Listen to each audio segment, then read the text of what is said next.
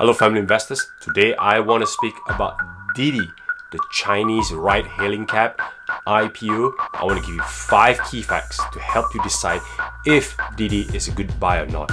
And stick out till the end because I will give my buy trigger. So see you soon.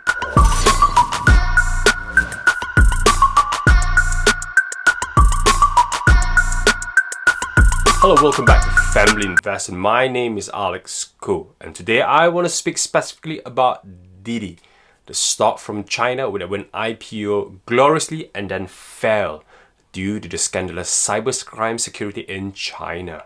Investors in America and foreign countries are not happy with the timing. They're calling it a scam.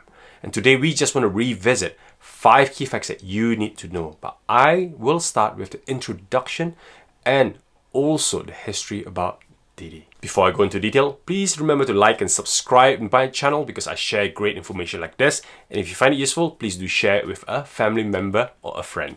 Let's start with the key facts. What's DIDI? It sounds like a toy company, but it's a huge household name in China. If you watch vloggers or any programs in China, they always have DIDI. They call it DIDI as in taxi. Such a household name. So DIDI is basically, some people call it the Uber copycat.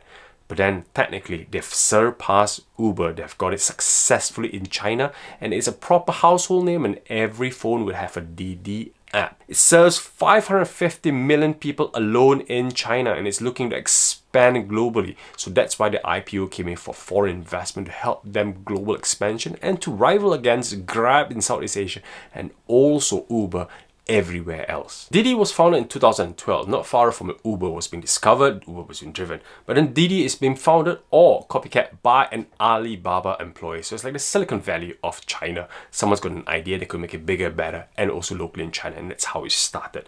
And then things caught on, and they had a merger with Kuaidi and Uber. So they bought them out in 2015, 2016, just to kill off the rival because Uber wasn't doing very well. They had problems with connectivity and also trying to address the data in the Chinese market. They won't do it. So DIDI came and said, let me buy a portion and you sort out your debts, and there you go.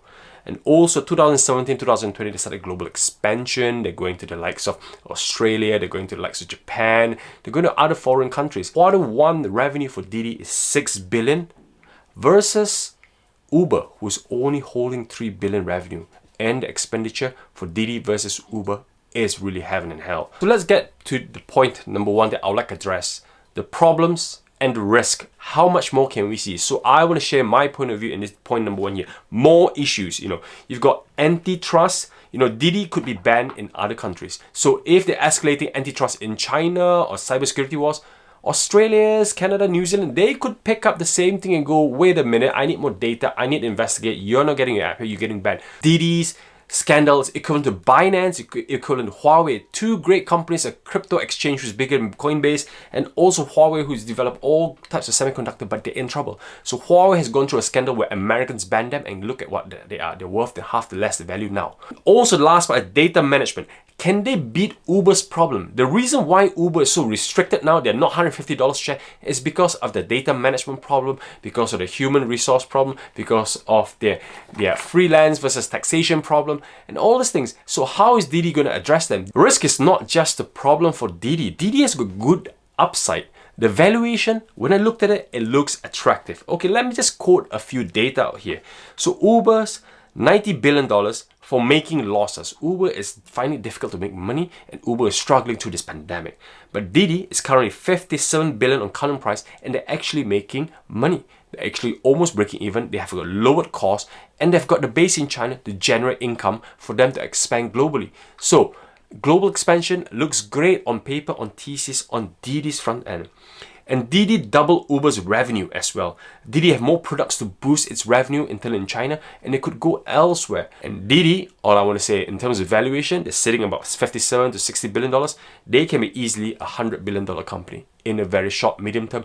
If they go under the radar, not much news, not much scandal. So DIDI could be easily hitting in the next 18 months, 2 years, in 4 or 6 quarterly earnings to show some revenue growth. They could easily hit $100 billion. They could easily surpass Uber. So at point number 3, let's talk about the future of DIDI, the future global expansion. What DiDi perhaps might be trying to edge Uber, very, very obvious, expanding into Europe and US. Rumors are saying that DiDi will be going down the Airbnb route, not just on taxi type apps, but also potentially, what if you could do your listing, get a shorter, cheaper cut and make more money off your Airbnb listing through DiDi Airbnb. So that's the rumor for the global expansion.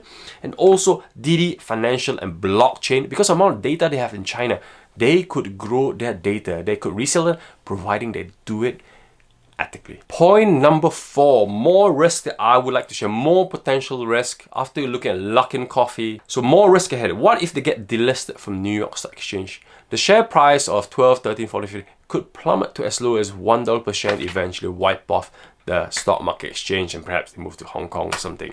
So something that you need, delisting from New York. The Americans do not like stories like this. And global expansion could be a concern. So they're trying to global expand first to the likes of New Zealand, Russia, Australia, Japan. These are very high ethical countries. These are countries that watches out regulation very, very closely, and they work with the American counterparts very closely as well.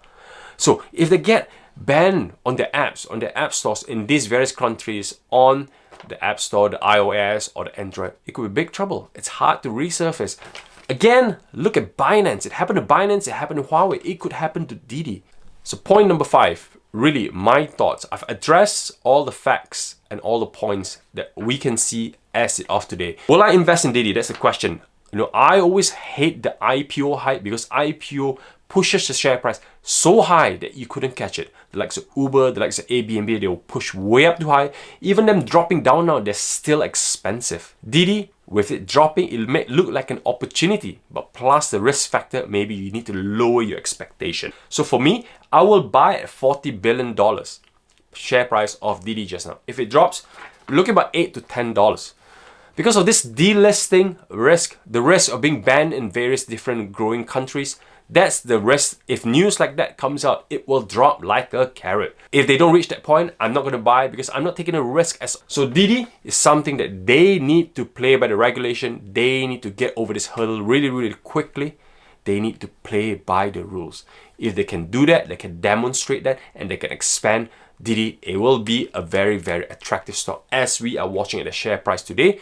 12, still at the risk, but if it goes lower, I would like to buy them.